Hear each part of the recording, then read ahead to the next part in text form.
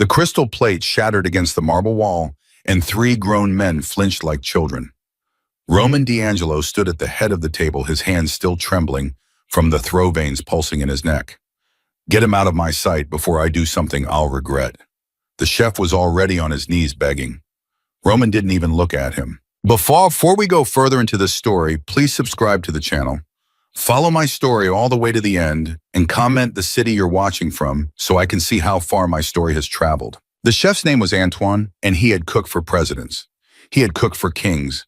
He had cooked for the kind of men who could buy small countries with a phone call. And now he was crawling across the marble floor of Roman D'Angelo's estate, trying to gather pieces of broken porcelain with shaking fingers, while the most feared man in 3 states stood over him, breathing like a bull. "Mr. D'Angelo, please," Antoine whispered. "Please, sir, I followed the recipe exactly the way." "Stand up." "Sir, I said stand up." Antoine stood. His white chef's coat had a streak of red sauce across the chest that looked in the dim light of the dining room like a fresh wound. Roman walked a slow circle around him. Roman was a tall man, broad through the shoulders, with hair gone silver at the temples and eyes the color of cold coffee. He was 48 years old, and for the last 6 months, he had been dying. Not fast, not the kind of dying anyone could see from the outside. But every meal, every bite, every swallow had become a battle, and he was losing. "Antoine," Roman said.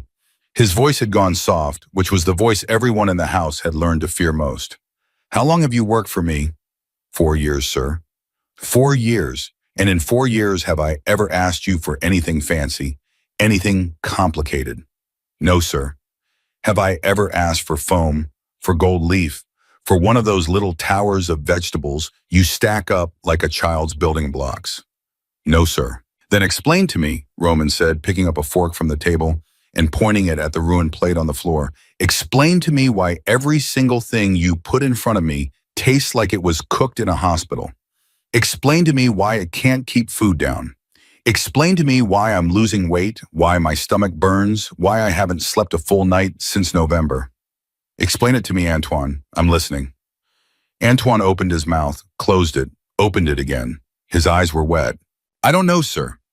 Roman set the fork down very gently on the table. The gentleness was worse than yelling. "Get out of my house." "Sir, my wife, my daughters, You'll get severance, you'll get a reference, you'll get whatever you need, but you will not cook in this house again. Marco, walk him out." Marco was the man who stood by the door. Marco was always by the door. Marco had hands like cinder blocks and a face that had forgotten how to smile sometime around 1998. He stepped forward and put one of those cinder block hands on Antoine's shoulder, almost gentle, the way a father might guide a child. "Come on, chef, let's go." When the door closed behind them, Roman sat down at the empty table. He sat down very carefully, the way a man sits when his bones hurt. He put both hands flat on the marble and stared at them. They were big hands. They had done a lot of things in their time, some of which he tried not to think about anymore. But right now they were trembling, and he couldn't make them stop. "Sophia," he said. The housekeeper appeared in the doorway like she had been waiting. Sophia had run the household for 11 years. She was 62, gray-haired, sharp-eyed, and she was the only person in the building who was not afraid of Roman D'Angelo. She had been there when his mother died. She had been there when his brother died. She had held him once in 2019 on the worst night of his life, and they had never spoken of it again. "Sir, find me someone." "Sir, with respect, we just lost." "I don't want a chef. I want someone who can boil water without poisoning me. Pull from the staff. Pull from the agency. Pull from the street if you have to. Just find someone who isn't going to stand over me with a tasting spoon and a French accent and tell me about the herbs they imported from Provence." "There's the new girl," Sophia said. Roman looked up. "What new girl?" "Started this morning from the agency. She was supposed to begin with the upstairs cleaning, but bring her here." "Sir, she's a maid. She's not—" "Sophia." Sophia closed her mouth. She nodded once. She left. Roman sat alone in the dining room for the next 4 minutes, and during those 4 minutes he thought about his father. His father had died at 51 of a heart that had simply finally refused to do its job anymore. His father had been a hard man, the kind of man who built an empire out of nothing and never once said the word love to either of his sons. But Roman remembered very clearly sitting at the kitchen table when he was 7 years old, and his father coming home late from somewhere he didn't want to talk about, and his mother putting a bowl of soup in front of him. Just soup. Chicken carrots, a little parsley. And his father had sat there, and he had eaten, and at one point he had looked across the table at his wife, and he had said, "Anna, this is good." And his mother had smiled, and that had been the whole conversation. That had been the whole moment. Roman had not thought about that moment in 30 years. "Sir," he looked up. Sophia was standing in the doorway again, and behind her was a young woman. She was maybe 26, 27 at most. She was small, not short exactly, but built narrow like someone who had spent her life carrying heavy things up flights of stairs. Her hair was pulled back in a tight bun. Her uniform was new, still creased from the package. Her hands were folded in front of her, and Roman noticed because Roman noticed everything that her hands were not shaking. That was unusual. In this house, the hands always shook. "What's your name?" "Nina, sir. Nina Carter." "How old are you, Nina Carter?" 26. "Where are you from?" "South Carolina originally. I came up to New York 3 years ago." "Was?" She paused. It was the smallest pause, but Roman caught it. "My mother passed, sir. There wasn't much keeping me there." Roman studied her face. There was no pity-seeking in it. There was no performance. She had answered the question, and now she was waiting for the next one. "Do you know who I am, Nina?" "Yes, sir." "What do you know?" "I know you're a man who can make me disappear if I do something wrong, sir." The agency was very clear about the rules. Don't speak unless spoken to. Don't take photographs. Don't ask questions. Don't enter the East Wing. "I know my job, sir." Roman almost smiled. He didn't, but he almost did, and that was something he had not almost done in a long time. "Sophia tells me you start today." "Yes, sir." "I have a different first task for you, oh?" "Yes, sir." "Go to the kitchen. Cook me something, anything. I don't care what. I haven't kept a meal down in 4 days, and the man who was supposed to feed me has just been escorted off the property. So you're up, Miss Carter. Go feed me." For the first time, something flickered across Nina's face. It wasn't fear. Roman watched for fear, and he was good at finding it. This wasn't that. It looked almost like she was thinking. "Sir," she said, "may I ask one question?" Sophia inhaled sharply behind her. Roman raised his hand without looking away from Nina. "You may." "Are you sick, sir?" The dining room went very quiet. Roman D'Angelo had a particular relationship with that question. 6 different doctors had asked it. His personal physician had asked it. His lawyer in a roundabout way had asked it. His enemies, through their own quiet channels, had been trying for months to find out if it was true. And the answer to that question, depending on who was asking and why, was worth conservatively several $1,000,000. A maid he had met 90 seconds ago had just asked it. He should have had her thrown out. He really should have. Instead, he heard himself say, "Why do you ask?" "Because there's a difference, sir, between cooking for a man who's hungry and cooking for a man who's hurting. If I'm cooking for hungry, I'll make you something hearty. If I'm cooking for hurting, I'll make you something else. That's all I needed to know." Roman looked at her for a long time. "Cook for hurting," he said. She nodded once.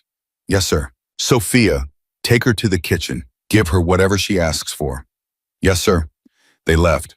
Roman sat alone in the dining room for the second time that morning. But this time his hands were not trembling. In the kitchen, Sophia opened the door and held it, and Nina walked in and stopped. The kitchen was the size of a small apartment. There was an 8-burner stove, 2 ovens, a wood-fired pizza oven that Roman had never used, a wall of copper pots, 3 refrigerators, a walk-in pantry, and an island of polished black granite long enough to land a small plane on. There were jars of saffron worth more than Nina's monthly rent. There was a wheel of cheese under a glass dome that probably had its own zip code. Nina took it all in. She didn't say anything. Then she walked to the refrigerator, opened it, and started pulling things out. "Miss Carter," Sophia said carefully, "I should tell you, the chef who just left was the 3rd one this year. The first one lasted 6 weeks. The second one lasted 9 days. Antoine lasted 4 months, and he was the longest. Mr. D'Angelo doesn't fire chefs because they're bad. He fires them because nothing they make agrees with him." "I understand." "I'm not sure you do, child. He's not been well. He's been losing weight. The doctors come, they go, nothing changes. The men in this house, they're scared. They're scared because if something happens to him, what happens to them? Do you understand what I'm telling you? Nina closed the refrigerator. She had pulled out a whole chicken, a few carrots, an onion, a head of garlic, and a small bunch of celery. Sophia, where do you keep the salt? The salt. Just regular salt. Not the pink stuff or the black stuff or the stuff in the wooden box. Just regular salt. Sophia stared at her. Then she walked to the pantry and came back with a blue cardboard cylinder of plain table salt, dusty on the bottom like no one had touched it in a very long time. Thank you, Nina said. And do you have bread, real bread, day old even? There's a loaf in the pantry from yesterday. Perfect. Could you bring me a small pot, please? Not the fancy one, the small one with the dent in the side. Sophia turned and looked at the wall of copper pots, and there, third row down, was a small dented pot that did not match anything else in the kitchen. She had no idea how Nina had known it was there. How did you? Because there's always one, Sophia. In every kitchen, there's one pot the chef doesn't use. That's the one I want. Sophia brought her the pot. For the next 45 minutes, Nina Carter cooked. She did not look at recipes. She did not weigh anything. She broke the chicken down with a knife that she sharpened on the back of another knife, the way Sophia's grandmother used to do it. She put the bones in the dented pot with cold water and an onion she had cut in half without peeling it, and she let it simmer. She did not skim the broth obsessively. She did not deglaze with white wine. She did not consult anyone. She hummed. Sophia noticed that. She hummed a song very quietly under her breath, and Sophia recognized it eventually as an old hymn her own mother used to sing while cleaning houses in Queens 40 years ago. When the broth was ready, Nina strained it. She shredded a small amount of the chicken into the bowl. She added carrots and celery she had cooked separately, soft enough to mash with a spoon. She did not add herbs from a jar. She walked to the windowsill where Sophia kept a single struggling parsley plant that nobody had ever asked her about, and she pinched off 3 sprigs. She tore 2 slices of yesterday's bread into pieces. She did not toast them in the oven. She put a tiny bit of butter in a pan and toasted them there by hand until the edges were dark gold. She put the bread on the side of the bowl, not in it. Sophia, she said, may I ask you for something else? What do you need? Oh, a spoon, not a soup spoon, a regular spoon, a small one. Sophia found a small spoon. It was a teaspoon, really the kind used for stirring coffee. That's perfect. Why a small spoon? Nina looked up, and for the first time Sophia saw her smile. It was a small smile, but it was real. Because when somebody hasn't been able to eat for a long time, a big spoon is a threat. A small spoon is an invitation. Sophia stared at her. Where did you learn that? My mother. What did your mother do? She was a hospice nurse, ma'am, for 31 years. She fed dying people for a living. Sophia did not say anything for a long moment. Then she said very quietly, take it to him. Nina picked up the bowl and the small spoon and the plate of bread, and she walked out of the kitchen. In the dining room, Roman D'Angelo was still sitting at the table. He had not moved. He had not made a phone call. He had not done any of the 17 things he should have been doing for his business that morning. He had simply been sitting and waiting and thinking about a bowl of soup his mother had once made for his father, and wondering when exactly he had started feeling this old, this tired, this empty. The door opened. Nina walked in. She set the bowl down in front of him. She set the small spoon next to its handle, facing him. She set the plate of bread to the side. She stepped back, but she did not leave. Roman looked at the bowl. It was the simplest thing he had ever been served in his own house. There was no garnish. There was no swirl of oil. There was no microgreen, no edible flour, no architectural arrangement of vegetables. It was a bowl of broth with some pieces of chicken in it and some carrots and some celery and 3 small leaves of parsley floating on top. It looked exactly like the soup his mother used to make. He picked up the spoon, the small spoon. He noticed it was small, and something about that registered in his chest in a way he could not have explained. He dipped the spoon into the broth. He brought it to his mouth. He tasted it. And Roman D'Angelo, the most feared man in 3 states, the man who had ordered other men's deaths over breakfast, the man who had not cried since he was 11 years old, sat at his marble dining table holding a small spoon and felt his eyes burn. He didn't cry. He wouldn't have allowed himself that. But for a moment, just one moment, the world got soft around the edges the way it does when something you had forgotten about comes back to you all at once. He took another spoonful.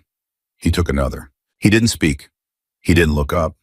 He just kept eating slowly the way a man eats when he has not allowed himself to be hungry in a very long time. Nana stood by the wall, hands folded, and she did not say a word. She did not ask if he liked it. She did not ask if he wanted more. She simply waited the way her mother had taught her to wait the way you wait by the bedside of someone who is trying to come back to themselves. He finished the bowl. He picked up a piece of the toasted bread. He ate that too. He set the spoon down. He sat there, both hands flat on the table again the way he had sat an hour ago, but his hands were not trembling now. And something in his face had changed, something Sophia would later try to describe to her sister on the phone and fail to put into words. "Miss Carter." "Yes, sir." "Who taught you to cook like that?" There was a long pause. "My mother, sir." Roman nodded slowly. He did not look at her. He looked at the empty bowl. "Tomorrow," he said, "breakfast, 7 a.m. "Yes, sir." "And Miss Carter?" "Yes, sir." "Use the small spoon." "Yes, sir." She turned and she walked out of the dining room, and she did not let her face change until she was halfway down the hall. And then only then did she lean against the wall for 1 second and close her eyes and let out the breath she had been holding for nearly an hour. Down the hall in the kitchen, Sophia was watching from the doorway. She had seen Nana come out of the dining room. She had seen the look on her face. And Sophia, who had run this house for 11 years, who had watched 3 chefs come and go, who had stopped believing that anything in this place could surprise her anymore, sat down very slowly on a kitchen stool. Because Sophia knew something that Nana did not yet know. Sophia knew that Roman D'Angelo had not asked anyone to come back the next morning in over 6 months. And in the dining room, Roman sat alone looking at the empty bowl. After a long moment, he reached out and picked up the small spoon. He turned it over in his fingers. It was nothing. It was a teaspoon. It was the cheapest piece of silverware in the entire house. He set it down very carefully as if it might break. Then he stood up, walked to the window, and looked out at the gray February morning. His phone was buzzing on the table behind him. There were 17 things he should have been doing. There were 3 men waiting in a car on the street outside the gate. There was a meeting in Brooklyn that afternoon that was going to determine possibly the next 10 years of his life. But for the first time in a very long time, Roman D'Angelo was not thinking about any of it. He was thinking about a young woman from South Carolina whose mother had been a hospice nurse who had walked into his kitchen 90 minutes ago and asked him a question no one else in the world had dared to ask. "Are you sick, sir?" He had told her the answer with one word: hurting. And she had cooked for that. He didn't know it yet, sitting there at the window with his hands in his pockets and his breath fogging the cold glass. But the woman who had just walked out of his dining room was about to change everything. Not in one day, not in one meal, but meal by meal, spoonful by spoonful, in a way that the most dangerous man in 3 states would not see coming until it was already done. Behind him on the table, the empty bowl sat in the morning light, and the small spoon lay next to it exactly where he had set it down. At 6:52 the next morning, Nana Carter was already in the kitchen. She had not slept much. She had lain in the small staff room on the 3rd floor and stared at the ceiling and thought about the small spoon and about the way Roman D'Angelo's hands had not trembled when he set it down, and about the way Sophia had looked at her in the hallway like she had just done something dangerous. She did not know yet that she had. Sophia came in at 6:55, carrying 2 cups of coffee.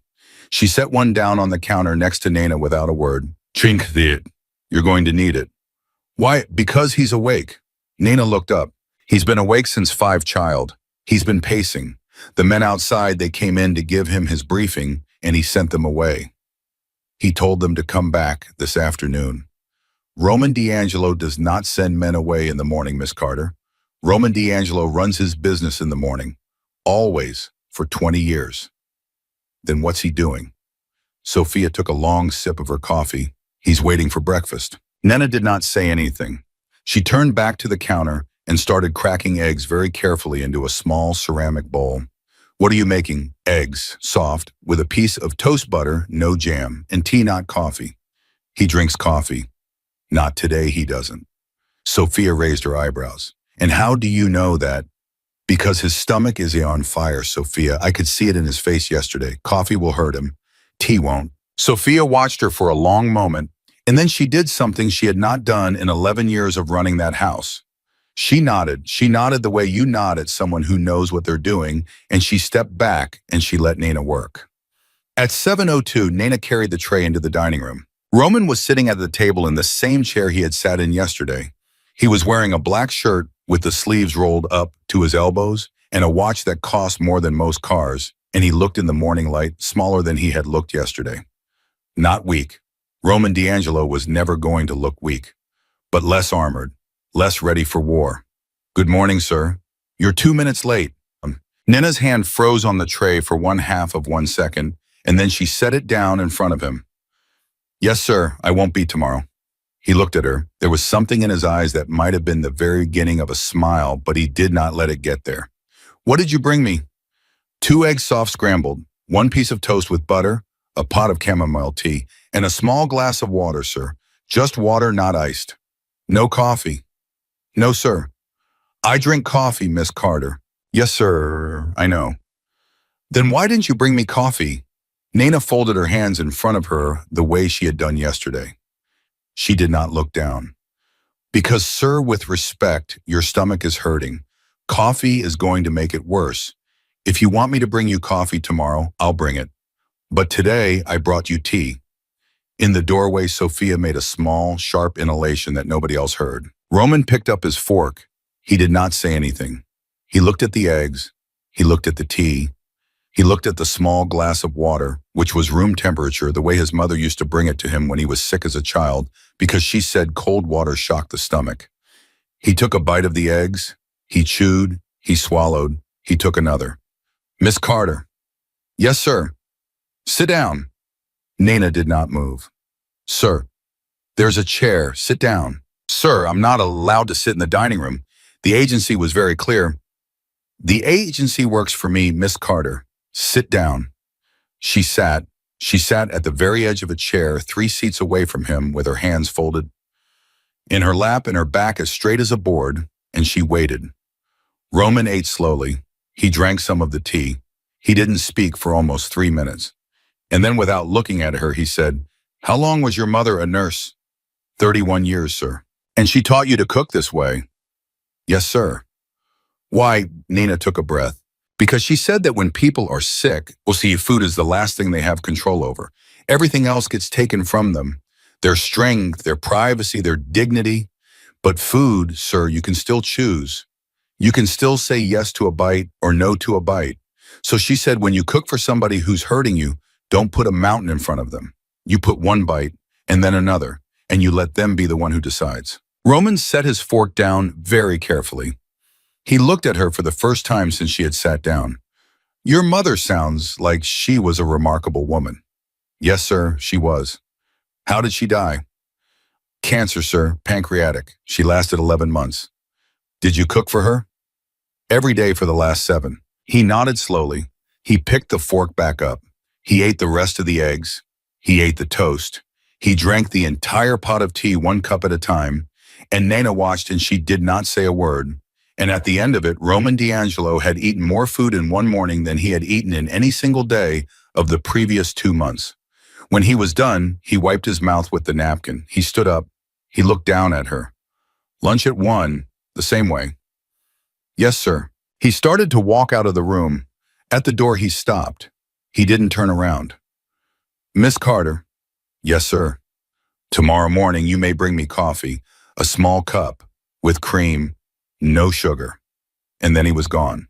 In the hallway, Sophia caught Nana by the elbow. "What did you say to him?"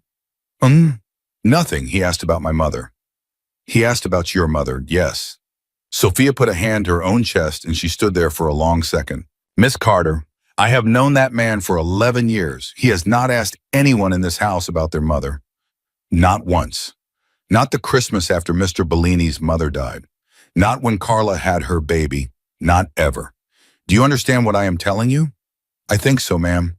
"I don't think you do, child, but you will." That afternoon around 3 o'clock, the first thing went wrong. A man came to the house. His name was Vincent Russo.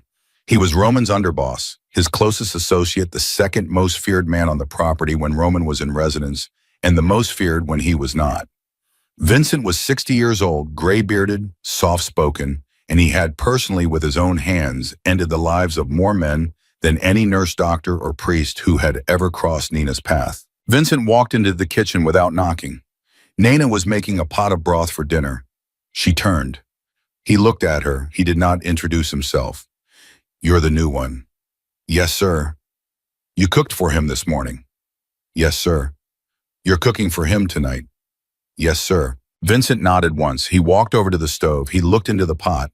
He looked at the herbs Nina had laid out on the counter. He looked at her hands, which had a small burn on the back of the right one from a splash of oil 2 days ago at her old job. "Miss Carter," he said, "do you understand what's happening in this house?" "I'm not sure I do, sir. Mr. D'Angelo has not been well. There are people, Miss Carter, both inside this house and outside this house who are watching very closely. Watching to see how he is. Watching to see what he eats. Watching to see who is near him. Do you understand, Sweat?" "Yes, sir." "If anyone asks you what Mr. D'Angelo eats, what time he eats, how much he eats, whether he keeps it down, you say nothing. You don't even say you don't know. You say nothing, is that clear?" "Yes, sir." "If someone offers you money to answer those questions, you come to me first. If someone threatens you to answer those questions, you come to me first. If someone you have never seen before walks up to you in a parking lot or a grocery store and starts a friendly conversation, you come to me first." Nina felt the back of her neck go cold. She had been a maid for 3 years. She had cleaned big houses, fancy houses, the houses of doctors and lawyers, and one congressman. Nobody not once had ever told her something like this. "Yes, sir, I understand. And one more thing, Miss Carter." "Yes, sir." Vincent looked at her, and his eyes, which had been so soft, became something else. "Whatever you put in that food, whatever herb, whatever ingredient, whatever idea your mother gave you, if any of it ever makes him worse instead of better, if he ever gets sicker after a meal you cooked, I will know about it before the plate hits the sink. Do you understand what I'm telling you, child?" Nina's hands were trembling now. They had not trembled in front of Roman, but they were trembling in front of Vincent. "Yes, sir, I understand." "Good," Vincent said, and just like that his face went soft again. He nodded. He turned. He walked out. Nina stood at the stove for a long moment with her heart hammering. Then she turned the heat down on the broth, and she walked very fast down the hallway, and she found Sophia in the laundry room. "Sophia." Sophia looked at her. "He came, didn't he? He thinks I might be poisoning him. He thinks everybody might be poisoning him, child. That's his job." "Sophia, I'm a maid. I'm a maid from Charleston. I cleaned houses for an agency for 3 years. I make $800 a week. I cannot be in the middle of whatever this is. Listen to me." Sophia took her by both shoulders. "Listen, you did something yesterday. You did something nobody in this house has been able to do. You got him to eat. Do you understand how big that is?" "He just ate eggs, Sophia." "He ate? Miss Carter, he ate. 2 months ago, he passed out at a dinner in Manhattan in front of 4 other men. We had to bring him home in the back of a car. The doctor came in the middle of the night. They started talking about IVs, about feeding tubes. Do you know what a feeding tube would have done to him? Do you know what that would have done to his standing, to his business, to everything he has built? They would have eaten him alive. Miss Carter, the men outside this house, the moment they smelled weakness. So no, he did not just eat eggs. He ate. He kept it down. He asked for lunch. He asked for breakfast tomorrow. He asked you to sit down at his table, child. Do you have any idea what that means?" Nina was crying. She had not realized she was crying until Sophia reached up and wiped her cheek with one careful thumb.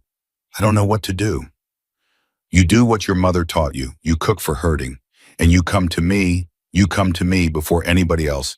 If anyone in this house asks you anything that doesn't sit right, are you listening?" "Yes." "Now go finish that broth. He'll want it at 6. At 6 o'clock, Nina brought the dinner in. She brought the same kind of meal as yesterday, but slightly different. This time the broth was beef instead of chicken, and there were small, soft pieces of potato in it, and the bread was a different shape because she had bought it fresh that afternoon from a small Italian bakery Sophia had told her about. Roman ate it. He ate all of it. When he was done, he set the spoon down. He looked at her. He said, "Sit down, Miss Carter." She sat. He poured her a glass of water from the pitcher on the table, and he set it in front of her and Nana Carter, who had grown up in a single-wide trailer outside Charleston, sat at the dinner table of one of the most dangerous men in the United States, and she took a sip of water and in her hand shook only a little. "Vincent came to see you today." "Yes, sir." "What did he say?" "He told me to be careful." "He told you what would happen if you weren't?" "Yes, sir." Roman nodded slowly. He reached across the table and he picked up the small spoon. He turned it over in his fingers the same way he had done yesterday. "Miss Carter, I'm going to tell you something and I want you to listen very carefully." "Yes, sir." "Vincent Russo is not a bad man. He is a man who has spent his entire life keeping me alive. He has done things for me that I will not describe to you and that you do not want to know. When he warned you today, he warned you because he wanted to. He could have done many other things instead. Do you understand? I think so. You are now in a position, Miss Carter, that no maid in the history of this house has ever been in. You feed me. That is not a small job. That is right now in the state I am in the most important job in this entire household. More important than the security, more important than the cars, more important than anything except the work I do at this table." He tapped the table once. "If something were to happen to me, Miss Carter, if I were to become more ill, if I were to pass, do you understand what would happen to the people in this house?" "No, sir." "Nothing good." The room was very quiet. "I am telling you this," Roman said, "not to frighten you. I am telling you this because you need to understand the size of what you have walked into. You did not apply for this job, Miss Carter. The job found you. And starting tomorrow, you will be paid 4 times your current salary. You will move out of the staff room. There is a small apartment over the garage. It is yours. Sophia will bring you the keys." "Sir, I am not finished." "Yes, sir." "You will not under any circumstance leave the property without telling Sophia. You will not under any circumstance give your address to anyone outside this house. You will not give your phone number, your last name, your previous address, or any detail of your life before this morning to anyone you do not know. If anyone asks you who you work for, you say you work in private service and you change the subject. Is that clear?" "Yes, sir." "Good." He set the spoon down. "Now, tell me about your mother." Nana blinked. "Sir, your mother, the hospice nurse, tell me about her." Nana opened her mouth. She did not know what to say. She was sitting at the dinner table of a man who had just told her she was now possibly the most important employee in his entire empire. He was asking about her mother. "She was kind, sir. She was tired. She worked too hard. She raised me by herself. She used to sing while she cooked hymns mostly. And she was not a religious woman in any other way, but she sang them. She had bad hands, arthritis. By the end, she could barely peel a carrot. So I would peel them for her, and she would tell me how. She would say, 'Not so thick, baby, not so thick.' And I'd peel them thinner, and she'd say, 'That's right, that's the way.'" Roman did not look away from her. "What was her name?" "Marilyn, sir, Marilyn Carter." "Marilyn Carter," he said almost to himself. "Marilyn Carter taught her daughter to feed a man like me. I don't think she ever imagined it, sir." "No," Roman said. "I don't suppose she did." He stood up. He walked to the window, the same window he had stood at the morning before, and he put his hands in his pockets. "Miss Carter, I had a meeting today that I have been putting off for 3 weeks. I had it this afternoon. I had it because for the first time since November, I did not feel like I was going to be sick in the middle of a sentence." He did not turn around. "That is what you did. You, with your eggs and your tea and your small spoon." "Sir, You can go, Miss Carter. Breakfast at 7. Coffee like I said, small cup. Cream, no sugar." "Yes, sir." She stood up. She gathered the dishes. She walked very carefully to the door. She had one hand on the door frame when his voice came soft behind her. "Miss Carter." "Yes, sir." "Thank you." The dishes shook in her hands. She did not turn around. She did not trust her face to be the right face. "You are welcome, sir." She walked out. In the kitchen, she set the dishes in the sink. She put both her hands on the edge of the counter, and she leaned over, and she let out a long, shaking breath. Sophia came in behind her without saying anything. She stood next to her at the sink. After a long moment, Sophia said very quietly, "He thanked you." "How did you know?" "Because the door was open, Miss Carter. And in 11 years, I have never heard him say those words to a member of staff." Nina closed her eyes. Down the hall, Roman D'Angelo stood at the window. His phone was in his hand. He had not looked at it. He was thinking about a woman named Marilyn Carter who had died of pancreatic cancer in South Carolina, whose name no one in his world would ever know, whose hands had been ruined by arthritis, who had taught her daughter to peel carrots thin. He pressed a button on his phone. He held it to his ear. "Vincent, it's me." There was a pause. "The girl, Nina Carter, from this morning." Another pause. "I want everything. Where she's lived, who she's lived with, what she's done, what she's been paid, what she's said to anyone about this house. I want it by tomorrow night." He listened. "No, she's not in trouble. I want to know who she is. I want to know if she's real." He listened again. "Vincent, if she is real, if everything she said is true, then I want you to know something. I want you to know it now so there is no confusion later." He looked out at the darkening evening at the gate at the long driveway that led out to the road that led out to the world. This girl is not to be touched, not by us, not by anyone, whatever happens. Do you understand?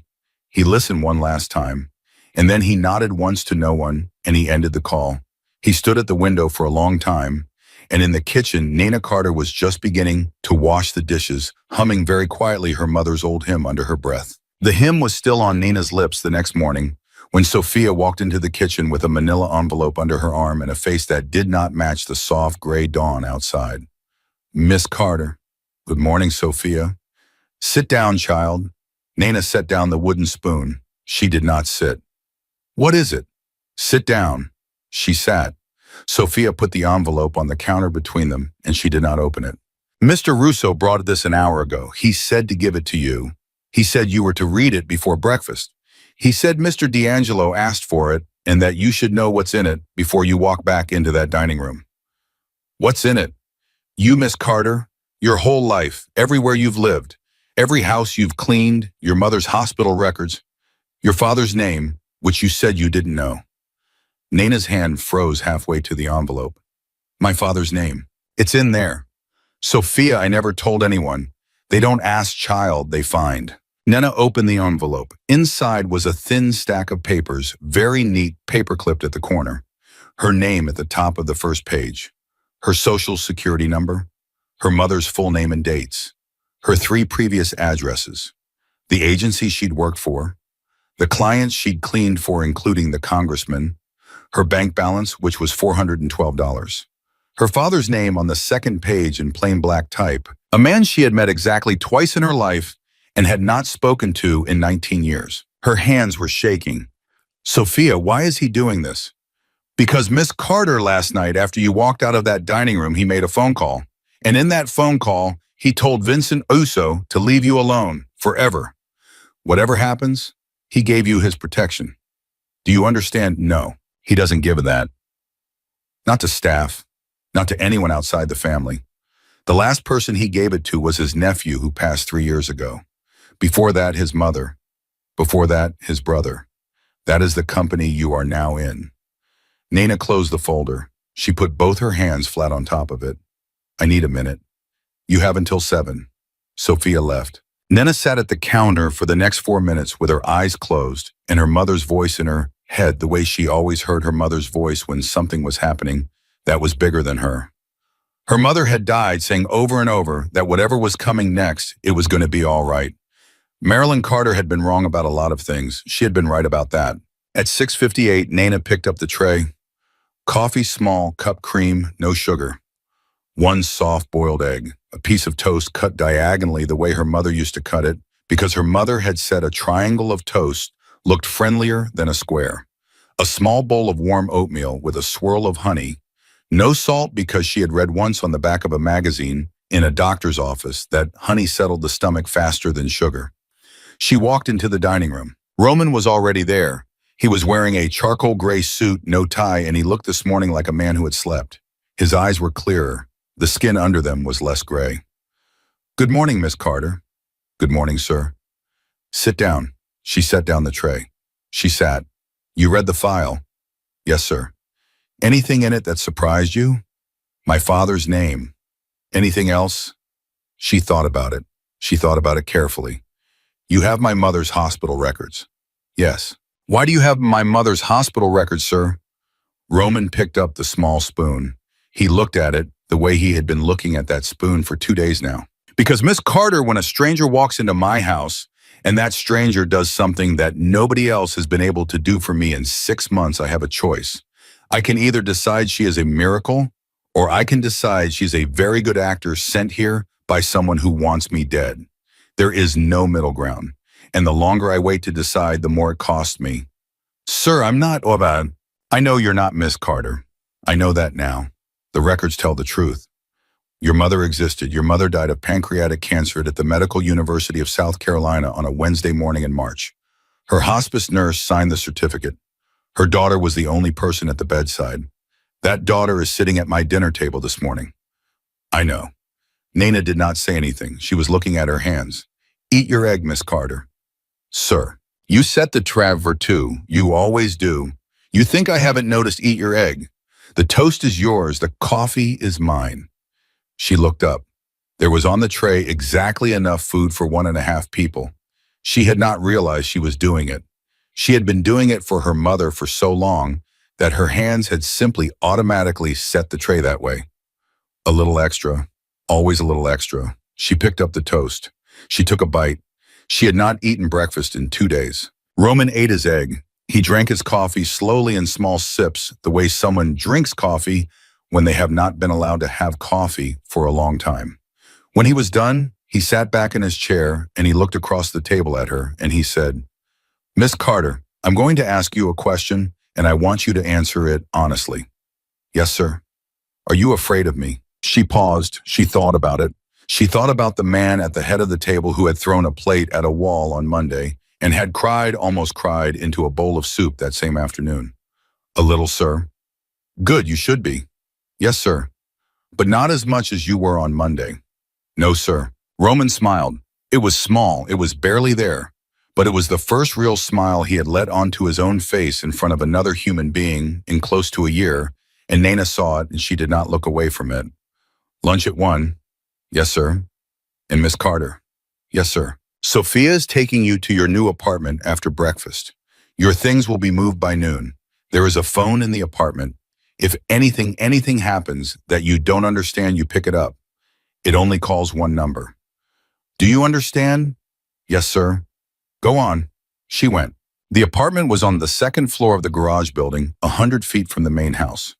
2 rooms, a small bathroom, a kitchen the size of a closet, and a window that looked out over the back garden, where Roman's mother had once, according to Sophia, kept a vegetable patch with tomatoes and basil, and 3 rows of corn that had never once produced an actual ear of corn, but that she had loved anyway.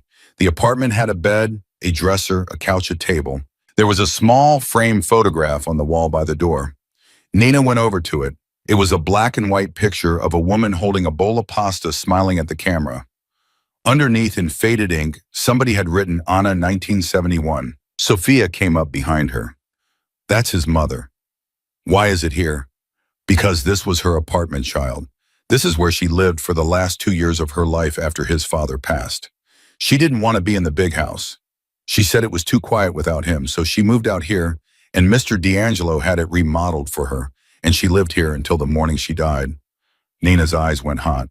Sophia, I can't live here. You can, child. He picked this apartment for you. He picked it on purpose. Why, Dow?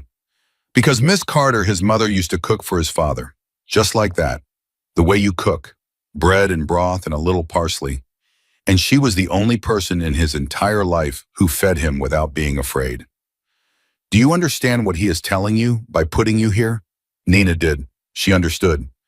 She just couldn't make her mouth work to say it. The first crack in everything came 2 days later. It was Friday afternoon, just past 2 o'clock. Nana had served lunch and was washing the small pot in the kitchen sink when Marco, the man who stood by the door, came in moving fast. Marco never moved fast. Marco moved at one speed, and that speed was the speed of a man who had decided long ago that running was undignified. He was running now. Miss Carter, where's Sophia? In the laundry. What's wrong? Get her now and come to the office, both of you. He was gone before she could ask what office. In the office at the end of the east hallway, Roman was sitting behind his desk. Vincent Russo was standing by the window. There was a third man in the room. Somebody Nana had never seen before in a black coat holding a cell phone. Roman's face had gone back to the way it had been on Monday morning. The same color, the same hardness. The softening of the last 3 days was gone. "Miss Carter, sit down." She sat. Sophia stood behind her chair. "There has been a problem."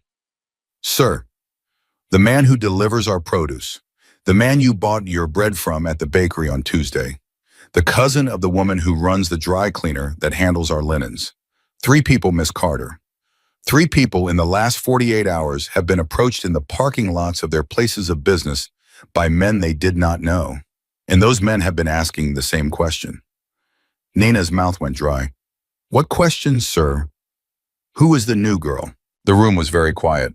"How did they find out about me?" "That Miss Carter is what we are trying to determine." Vincent. Vincent stepped forward. He did not look angry. That was the part that frightened her most. He did not look angry. "Miss Carter, since you came to this house, who have you spoken to outside this property?" "Nobody, sir. Nobody but the people I had to. The man at the bakery, the lady at the produce stand, the cashier at the small grocery on 5th where I went on Tuesday afternoon. I was there for 6 minutes. I bought tea.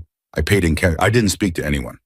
"Did you call anyone, text anyone?" "I called my aunt in Charleston on Wednesday night. She is the only family I have. I did not tell her where I was working. I told her I had a new job in private service, and the family was kind. That was all." "How long was the call?" 11 minutes. "Did you say his name?" "No, sir. I would never." "Did you describe the house?" "No, sir." Vincent looked at Roman. Roman did not look at her. Roman was looking at a piece of paper on his desk, and his hand was very still on top of it. "Miss Carter," Roman said, "there is something you do not know. I need to tell you now, because if I don't, you will not understand why what I'm about to say is happening." "Yes, sir." "For 7 months there has been a man, not a friend, a competitor. He has been waiting for me to die. He has been so confident I am going to die that he has already twice made moves on territory that is mine, on people who work for me, on contracts that bear my name. He is the reason I cannot afford to be sick, Miss Carter. Not in front of anyone, not for a single hour." "Yes, sir." "On Monday, when you walked into this house and you cooked for me, and I ate the men who watched me eat at the front door of the restaurant on Tuesday night, reported back to whoever they report to. Whoever sent them realized that something has changed in my house. I am being seen at meetings again. I am eating again. I look better. I sound better. And that means somebody is doing something here that has changed everything. Sir, they are going to find out it's you, Miss Carter. They may already know. And once they know, you will become very quickly a piece on a board in a game that has nothing to do with you. They will try to take you. They will try to bribe you. They will try to hurt you. They will try, depending on how desperate they get, to do other things. Do you understand?" Nana's hands were on the arms of the chair. She could feel the wood under her palms. She could hear her own heartbeat in her ears. "Sir, I should leave. I should go. I should get on a bus tonight. I should—" "No." The word stopped her cold. He had said it without raising his voice. He had said it the way a door closes. "Sir!" Roman finally looked up at her. His eyes were the color of cold coffee, the way they had been on Monday. But they were not cold now. "Miss Carter, if you leave this house tonight, you will be dead before Sunday. Do you understand? They will not believe you walked away. They will believe you saw something. They will come for you and they will find you because we found you and we did not even need to try. So you are not leaving." "Then what am I doing, sir?" "You are staying. You are cooking. You are not going to the bakery anymore. You are not going to the produce stand. You are not going anywhere. Whatever you need will be brought to you. Sophia will go in your place when there is shopping. Marco will be at the apartment door. The phone in your apartment is now, as of an hour ago, connected to 2 numbers instead of 1. The first is mine. The second is Vincent's. You will not call your aunt in Charleston for the next 2 weeks. You will write her a letter. We will mail it from Atlanta." Nana was nodding. She was not aware she was nodding. "And Miss Carter." "Yes, sir." "There is one more thing. I owe it to you to tell you." "Yes, sir." "If this man, the one who is watching, decides that you are valuable to me, and he decides to come for you the way that men like him sometimes come for women, then there are 2 outcomes. The first is that we stop him before he gets to you. The second is that he gets to you and then he uses you against me, and then I do something that I have spent my entire adult life trying not to do, which is to start a war. I have not started a war in 22 years, Miss Carter. I would start one for you. I want you to know that, not because I am trying to frighten you, but because you deserve to know what you have walked into. Sir, let me finish. Yes, sir. You did not ask for this. You walked into my house on Monday morning to clean upstairs bedrooms. You ended up in front of me by accident because a chef threw a tantrum and I was hungry. You did a kindness for me that you had no obligation to do. You cooked me a bowl of soup, Miss Carter, and you brought it to me with a small spoon, and you told me without saying it that you saw what nobody in this house has been able to see for 6 months, which is that I am a man and I am sick, and I am tired, and I have not been touched by another human being in any kind way in longer than I can count. Nana was crying. She did not know when she had started crying. So no, Miss Carter, you are not going anywhere, and neither am I. And we are going to figure this out together. Do you understand? Yes, sir. Good. Sophia, take her back to the apartment. She'll cook from the main kitchen for the next 2 weeks. Marco stays with her between meals. Yes, sir. Sophia took Nana by the elbow and led her out of the office. Nana was walking, but she did not feel her feet on the floor. They went down the long hallway through the kitchen, out the back door across the courtyard, up the stairs to the apartment. Sophia opened the door for her. Marco was already there, standing by the window, his cinder block hands folded in front of him, his face the same as it always was. Marco, Sophia said, she needs a minute. Marco nodded. He stepped out into the hallway. Sophia closed the door. She walked Nana to the couch and she sat her down, and she sat down next to her and Nina Carter, 26 years old, of Charleston, South Carolina, daughter of a hospice nurse who had died 5 years ago, and a man whose name she had only learned that morning from a manila envelope, put her head on the shoulder of a 62-year-old housekeeper she had known for 4 days, and she cried. She cried for a long time. When she was finally done, Sophia got up. She went to the small kitchen. She put on a pot of water. She made tea the way Nana had been making it for Roman, because that was the only way Sophia knew how to make tea anymore. She brought it back to the couch. Miss Carter, yes, you need to listen to Mitri. All right? That man in that office, the man who just told you he would start a war for you, do you know how long it has been since he said anything close to that to anyone living? No. 22 years. The last person was his brother, and his brother is dead. Nana closed her eyes. Sophia, I don't want him to start a war. I know, child. I just wanted to cook a bowl of soup. I know. I just wanted to do my job. I know that too, baby. Sophia put a hand on the back of Nana's head, the way her mother used to do, and she did not say anything else because there was nothing else to say. Outside the window, the gray February afternoon was getting darker, and the gate at the end of the long driveway was closed, and Marco was standing in the hallway outside the door. And somewhere in the house, Roman D'Angelo was sitting at his desk, looking at a piece of paper, and on that piece of paper was a name. The name of the man who had been waiting for him to die. He was not going to wait anymore. He was not going to die. And the man who had been counting on it, the man whose name was on that piece of paper, was about to find out exactly what kind of mistake he had made. The name on the paper was Salvatore Greco. Roman had not said it out loud in 7 months. He had refused to. To say it was to give it weight, and Sal Greco was a man who already weighed too much in Roman's life. Sal had been an associate of his father's once.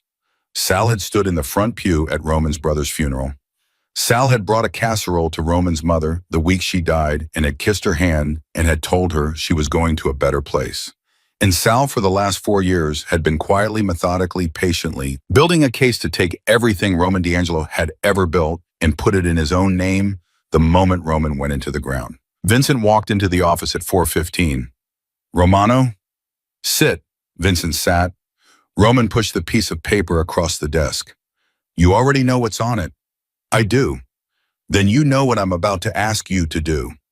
Vincent did not pick the paper up.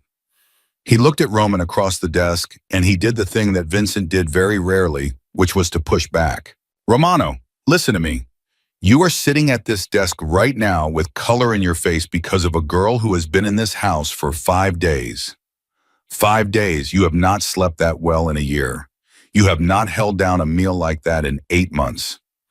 You stood up at the meeting on Wednesday and you spoke for 40 minutes without your voice cracking, without your hand going to your stomach, without that look on your face that you get when you're about to be sick. 5 days, Romano. And now you're telling me you want to start a war. Over what? Over the fact that a few of his people asked questions about a maid in a parking lot. They are coming for her, Vincent. They are looking. There is a difference. By the time we know which one it is, it'll be too late. Romano Bush Street and Vincent. Yes. What if it were Maria? Vincent's face changed. Maria was Vincent's wife. Maria, who had cooked for Vincent every night for 38 years. Maria, who had once in 2007 slapped Roman across the face at a Christmas dinner because he had said something to Vincent that she had not liked. Maria, who Vincent loved more than his own life. Don't do that, Romano. What if it were Maria Vincent? What if it were Marie and someone like Sal Greco was asking about her in the parking lot of the place she gets her hair done? Vincent did not say anything. He picked up the piece of paper. He folded it once. He put it inside his jacket. Give me 3 days. 2. Romano. 2 days, Vincent. We don't have 3. He's already moving. You and I both know he's already moving. All right. 2. And Vincent. Yes. This is not about her. I want you to understand that. I am not doing this because of one girl who cooked me a bowl of soup. I am doing this because for 7 months I have let this man build and build and build, and the only reason I let him build is because I was sick and I thought I was going to die. I am not going to die, I have decided. So this stops now. With or without her, this stops now. Yes. Go. Vincent went. Upstairs in the apartment over the garage, Nana was on the couch and the tea Sophia had made her was cold. Sophia had gone back to the main house. Marco was outside the door. The afternoon light had turned the color of old pewter, and Nana was sitting very still, her hands in her lap, when there was a soft knock. She got up. She opened the door.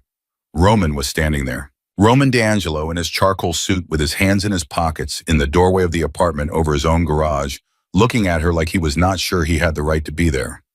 Miss Carter? Sir? May I come in? Yes, sir. Of course, sir. He came in. He looked at the couch. He did not sit on it. He walked to the small framed photograph on the wall by the door, the one of his mother in 1971, holding a bowl of pasta. He stood in front of it for a moment. He did not touch it. Then he turned around. Miss Carter, I want to apologize. She blinked. Sir, I should not have spoken to you the way I did this afternoon. I should not have told you in front of Vincent and Marco and Sophia what I told you. I should have told you here, in this apartment, quietly, without an audience.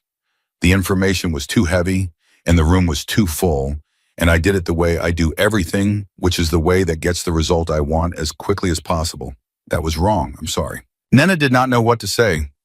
Roman D'Angelo had just apologized to her. Roman D'Angelo had walked across his own courtyard, climbed the stairs, knocked on the door of a maid he had hired 5 days ago and apologized. Sir, you don't have to. I do. Sit down, Miss Carter, please. He sat too on the chair across from the couch, the one his mother used to sit in. He put his hands on his knees and he looked at her, and Nana saw for the first time what Roman D'Angelo's face looked like when there was no power in it. There was just a man, a tired, frightened, sick man who had been carrying something alone for so long that he had forgotten it was heavy. I'm going to tell you something, he said, and I want you to know before I say it that I have not told this to anyone, not Vincent, not Sophia, not the doctors who have been coming to this house since November. I want you to hear it because I think you are the only person in this building who will know what to do with it. All right, sir. My mother died of stomach cancer. The room was very quiet. She was 68. The doctors found it too late. By the time they found it, she could not eat. Anything she put in her mouth, she could not keep down. She lost 40 pounds in 3 months. By the end, she was a shadow of herself. And the worst part of it, Miss Carter, the part I never told anyone, the part that has stayed with me for 9 years, is that I could not feed her. I tried. I brought her things, soft things, the things she used to like, pastina, custard, the pears she used to make in the fall. She could not eat any of it. She would smile at me and she would take a bite, and then she would have to go to the bathroom and bring it back up. And I would sit at her bedside and I would feel my heart break every single day because the woman who had fed me my entire life could not be fed by me. Not one bite, not one spoon. Nena did not move. In November, Miss Carter, when the doctor started telling me my own stomach was a problem, I did not hear what they were saying. I heard what they had said about my mother. I heard her doctor in 2017 sitting on the edge of her hospital bed telling me with that face they make that she wasn't going to make it to Christmas. I heard that. And so when my own doctor sat me down and told me that I had an ulcer, that there was inflammation, that my body was reacting to stress, I did not believe him. I believed I was dying. I believed I was dying the way she died. I believed every meal that came out of that kitchen was the last meal I was going to keep down before I started losing 40 pounds and went into a bed and never got out of it again. He stopped. He looked at his hands. That is why I have been throwing plates, Miss Carter. That is why I have been firing chefs. That is why my staff is afraid of me. It is not because the food was bad. The food was fine. The food was excellent. The problem was not the food.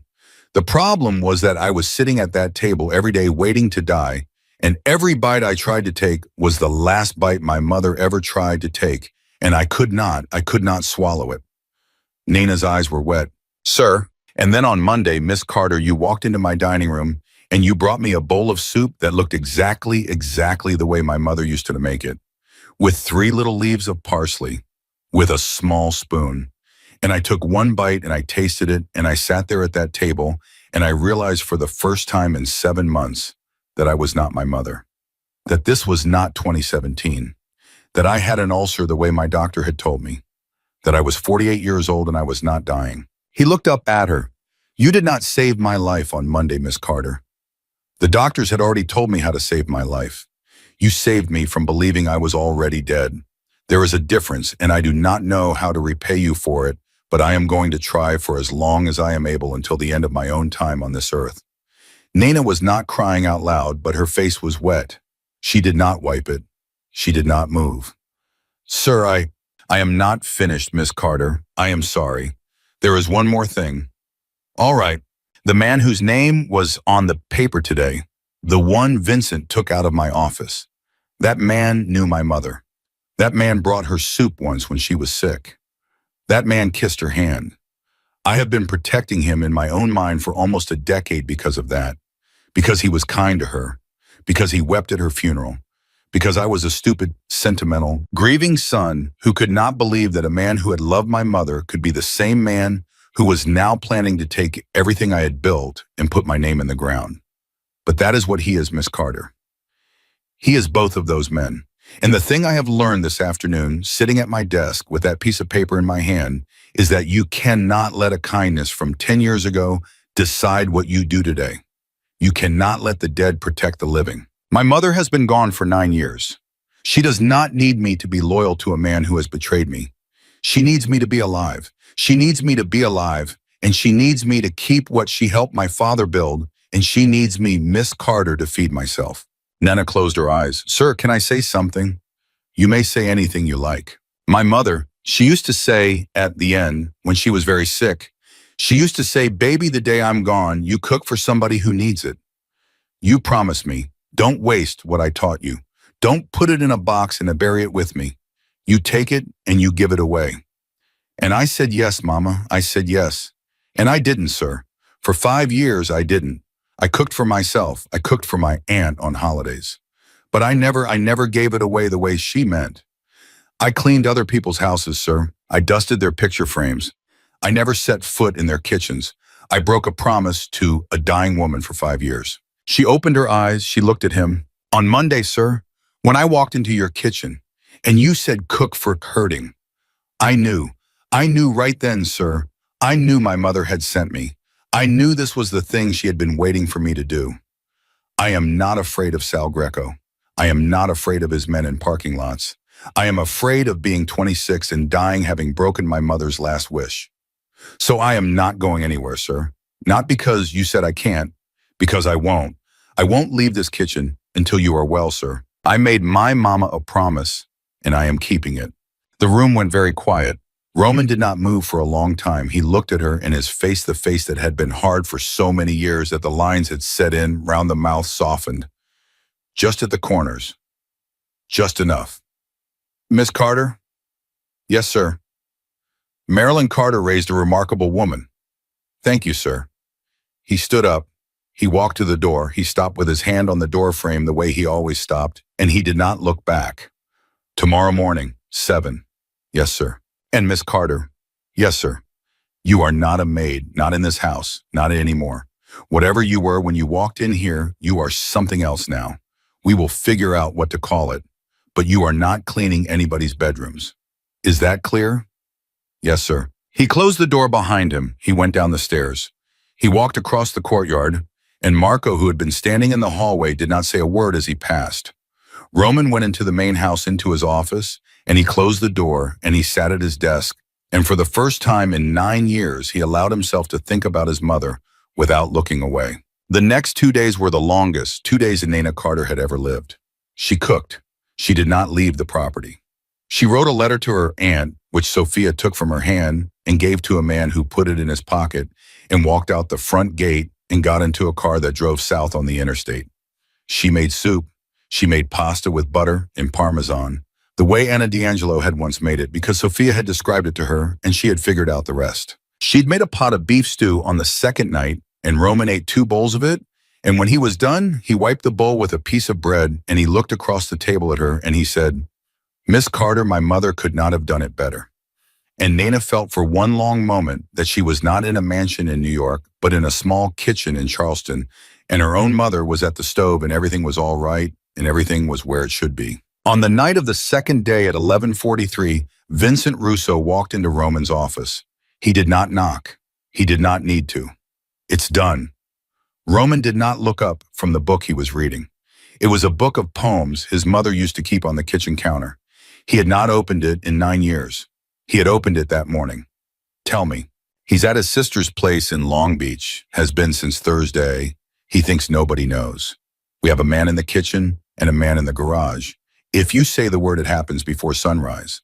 Roman closed the book. He set it on the desk. He looked at Vincent. Don't. Vincent's face did not change, but his shoulders, which had been ready, eased slightly. Romano, don't kill him. Then what? Bring him here. Vincent stared at him. Romano, we have not done that in 20 years. We do not bring people here. This house is the one place. Bring him here, Vincent, to the front parlor, but tomorrow morning, 11. I want him sitting in the chair my mother used to sit in. I want him to look at her picture on the wall. I want him to hear what I'm going to say to him. And then I want him to walk out of here on his own 2 feet and disappear. He will go to Florida. He will retire. He will play golf and he will eat at restaurants where the waiter calls him Mr. Greco. He will not ever set foot in this state again. He will not ever speak my name to anyone. And if he does, then Vincent, then we will do what we did not do tomorrow. Vincent was silent for a long moment. Why, Maiden?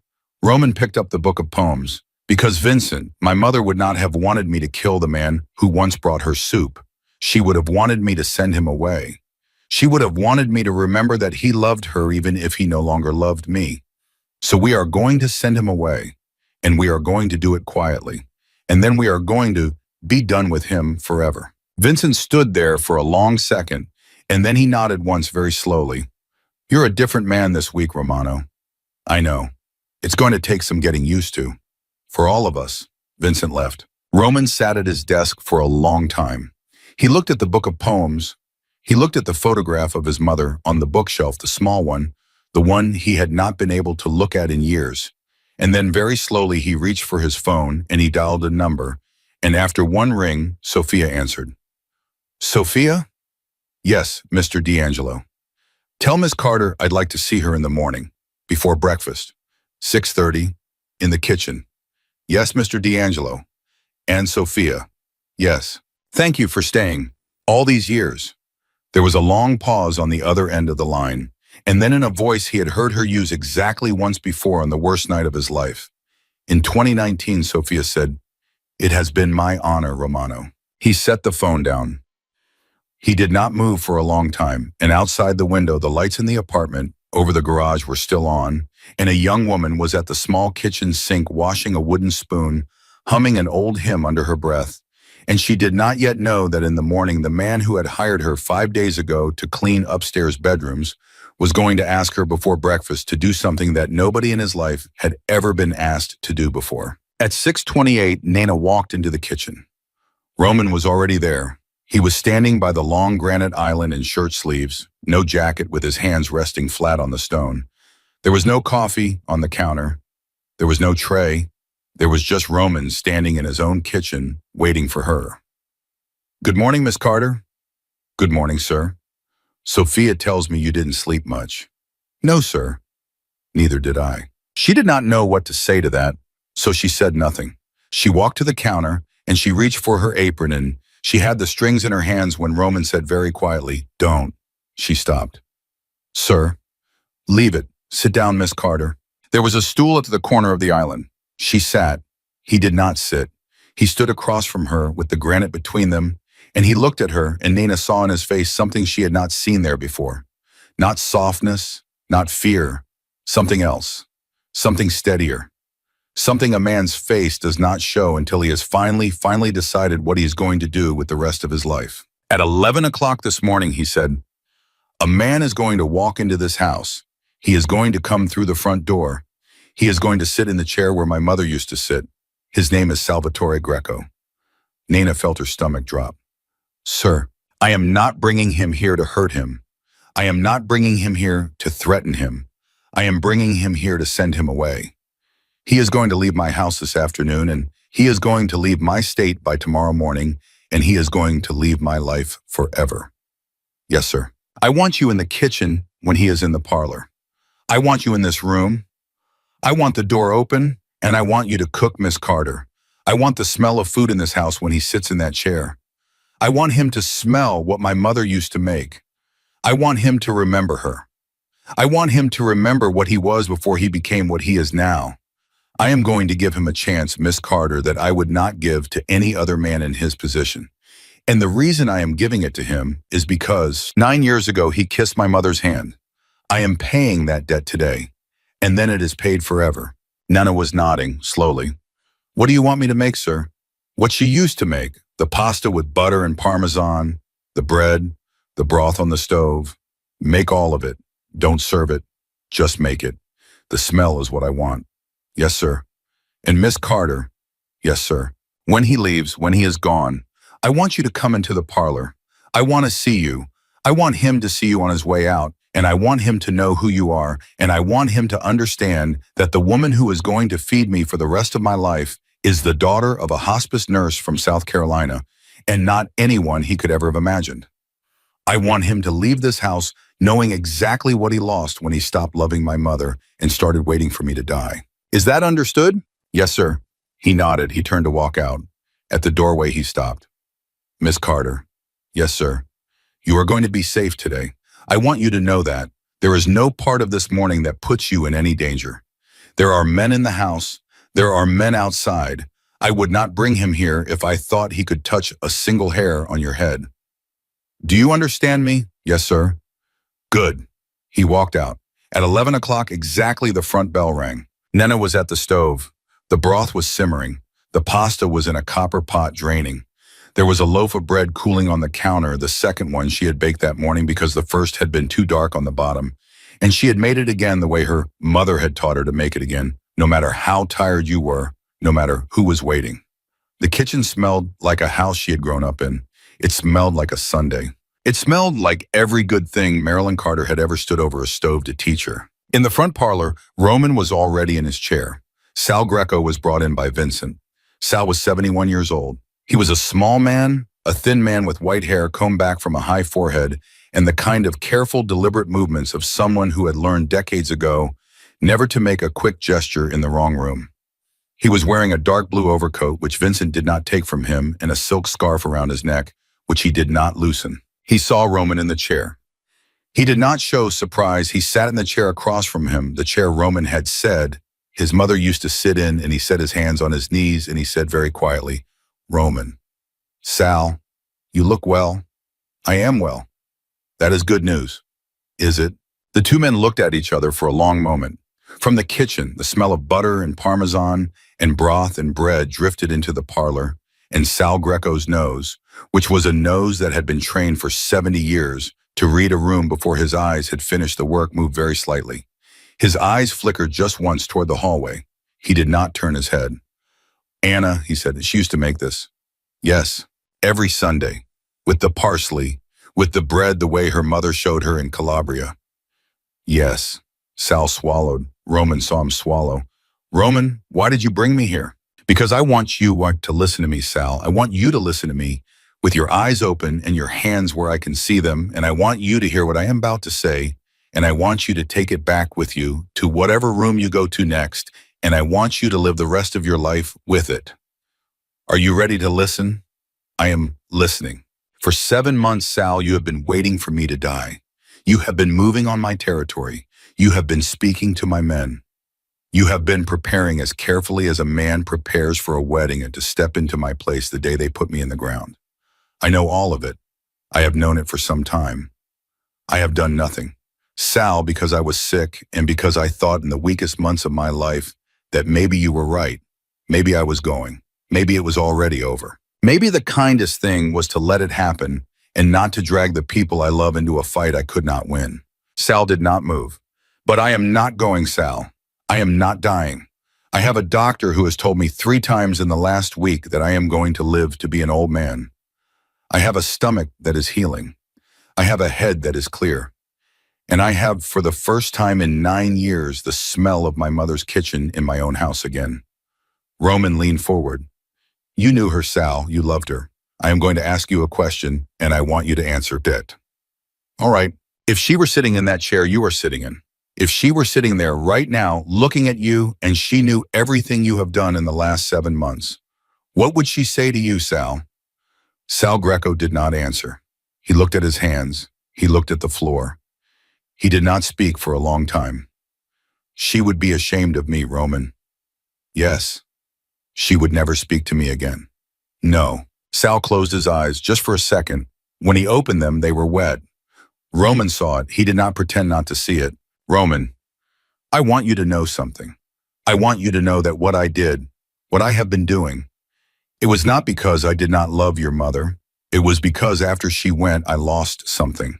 I lost the part of myself that had stood next to her and your father at the kitchen table. And after I lost that, I forgot. I forgot what kind of man she had thought I was. I started to be a different man. I started to want things she would never have wanted me to want. And I am not asking you to forgive me. I am not even asking you to understand. I am only telling you, because you are her son and you deserve to know. Sal, yes, I'm going to let you walk out of this house. Sal looked up. You are going to leave today. You are going to go to your sister in Long Beach. You are going to pack a bag. You are going to fly to Florida tomorrow morning. You will retire. You will live in a small house. You will play golf. You will eat at restaurants where the waiter knows your name. You will not ever come back to this state. You will not ever speak my name. You will not ever contact a single one of the people you have been speaking to. They are mine again, Sal, starting today. They were mine yesterday. They will be mine tomorrow. Do you understand? Yes. And if you do anything that I hear about, if you make one phone call, if you send one letter, if you breathe my name to a man at a bar, then Vincent will come to Florida, Sal. He will come to your small house, and he will not bring you back here. Do you understand what I am telling you? I understand. Good. Stand up. Sal stood up. Vincent stepped forward. Sal looked at Roman one more time. Roman. Yes. Thank you.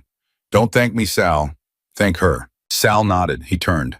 Vincent walked him to the door of the parlor, and at that exact moment, Nina Carter stepped out of the kitchen and into the hallway with a clean towel folded over her arm and her hair pulled back and a small smear of flour on the side of her jaw that she had not noticed. Sal stopped. He looked at her.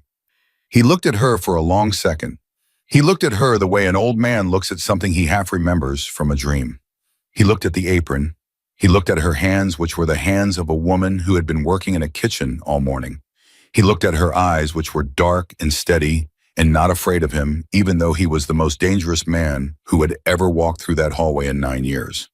Young lady, sir, did you make that bread? Yes, sir. Who taught you? Nina looked just for 1 second at Roman, who was still in the parlor, watching them through the open door. He gave her the smallest nod. My mother, sir. Sal Greco closed his eyes. When he opened them, he reached out very slowly and he took Nina's hand. He held it just for a moment. He did not kiss it. He did not say anything else. He let it go. And then he walked out of the house past Marco, past the men at the gate, into a black car, and the car drove down the long driveway and through the gate and out of Roman D'Angelo's life forever. Nina stood in the hallway for a moment with her hand still raised. Then she let it drop. Roman walked out of the parlor.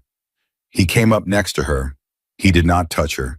He stood beside her, and they both watched the gate close, and for a long time neither of them spoke. Miss Carter? Yes, sir. It's done. Yes, sir. Are you all right? I think so, sir. Good. Come on, let's eat.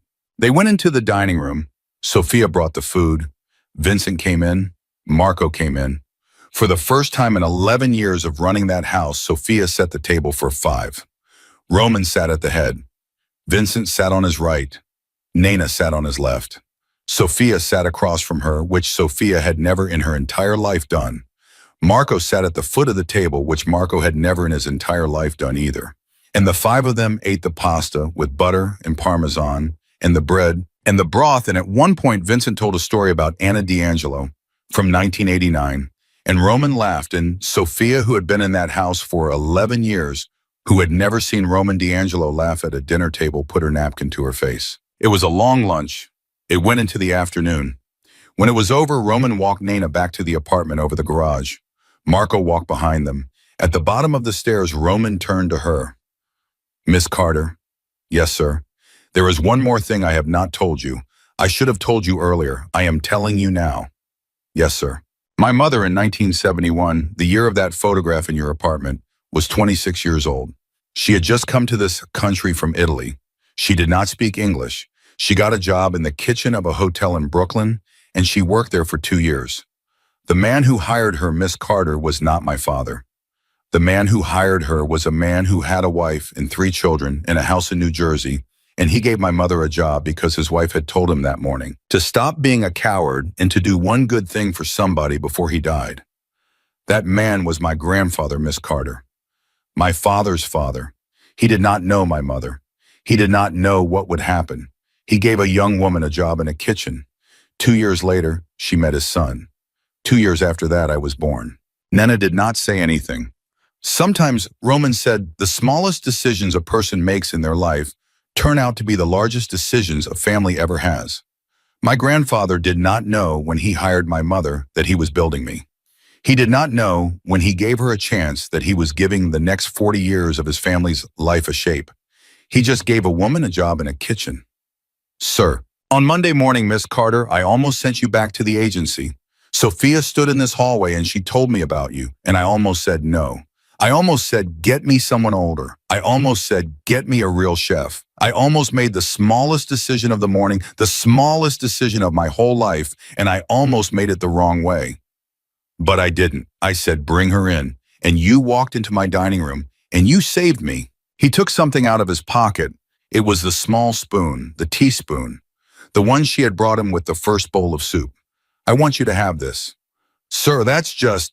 I know what it is, Miss Carter. I know exactly what it is. It is the smallest spoon in this entire house. And it is the most important thing in this entire house. It belongs to you now. I want you to keep it. I want you to keep it for the rest of your life.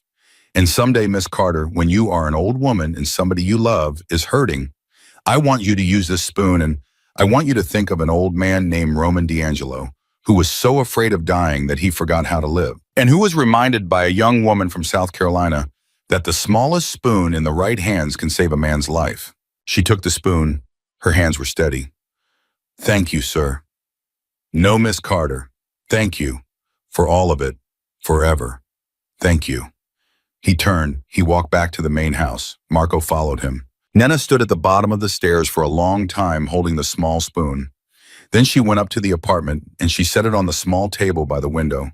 And she sat down on the couch and she pulled her knees up under her chin. And she cried very quietly the way her mother had taught her to cry, with no sound. The way you cry when something good has happened and you cannot quite believe it. She cooked for him every day after that. She cooked for him for 11 years. She cooked for him on the day his ulcer finally healed, and she cooked for him on the day Vincent Russo retired and moved to a small house in Connecticut to be near his grandchildren. And she cooked for him on the day Sophia, at 73, finally agreed to stop running the household and to simply, for the first time in her adult life, sit. Nana cooked for Sophia too after that, every Sunday. Sophia lived in the apartment over the garage eventually. Nana moved into a bigger one near the back. Marco lived in a house at the front gate with a wife he had married against everyone's predictions at the age of 59. Roman D'Angelo never married. He never had children. But the house was full of people every Sunday, every holiday, every birthday of every person who worked there. And at the head of the table in his father's chair was a man who had once thought he was dying and had been wrong, and who had spent the rest of his life making sure that everyone who had stayed with him through the worst year of his life knew every single day that they were the family he had been given when his own had been taken from him. And in a small wooden box on the windowsill of Nana Carter's bedroom for the rest of her life, there was a small silver teaspoon. She used it sometimes, when somebody was hurting, when somebody she loved had not been able to eat. She would take it out of the mound and she would warm a little broth and she would carry it in carefully and she would sit at the bedside and she would offer one bite and then another and she would think every single time of an old hymn her mother used to sing and a young Italian woman in a Brooklyn kitchen in 1971 and a feared man who had thrown a plate at a wall on a gray February morning and the smallest spoon in the largest house in the state of New York. Marilyn Carter had been right. The day she was gone, her daughter had cooked for somebody who needed it. The promise had been kept. The kitchen had stayed open. The small spoon had done its work. And that, in the end, is the whole story.